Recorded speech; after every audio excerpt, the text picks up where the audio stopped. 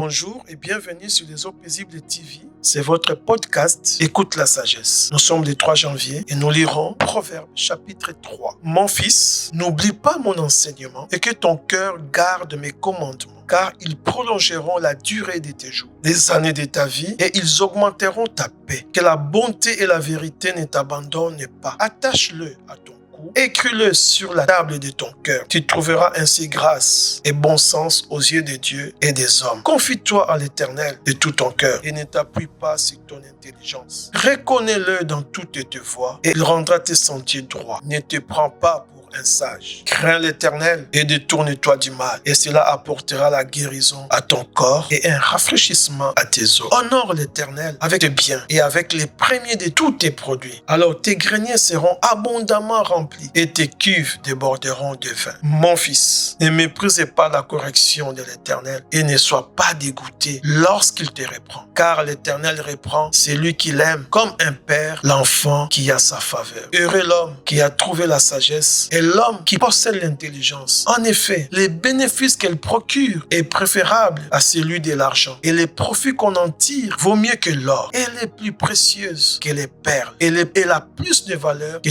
tout ce que tu pourrais désirer. Une longue vie est dans sa main droite. Dans sa gauche se trouve la richesse et la gloire. Ses voies sont des voies agréables et tous ses sentiers sont des sentiers de paix. Elle est un arbre de vie pour ceux qui s'attachent à elle, et ceux qui la possèdent sont heureux. C'est par la sagesse que l'Éternel a fondé la terre. C'est par l'intelligence qu'il a affermi les ciels. C'est par sa connaissance que les abîmes se sont ouverts et que les nuages distillent la rosée. Mon fils, que ces conseils ne s'éloignent pas de tes yeux. Garde le discernement et la réflexion. Ils seront la vie de ton âme et l'ornement de ton cou. Alors tu marcheras en sécurité sur ton chemin et ton pied ne heurtera pas d'obstacle. Si tu te couches, tu n'auras rien à redouter. Et quand tu seras couché, ton sommeil sera doux. N'aie pas peur d'une cause de terreur soudaine, ni d'une attaque de la part de méchants, car l'Éternel sera ton assurance et il préservera ton pied de tout piège. Ne refuse pas un bienfait à ceux qui y ont droit quand tu as le pouvoir de l'accorder. Ne dis pas à ton prochain,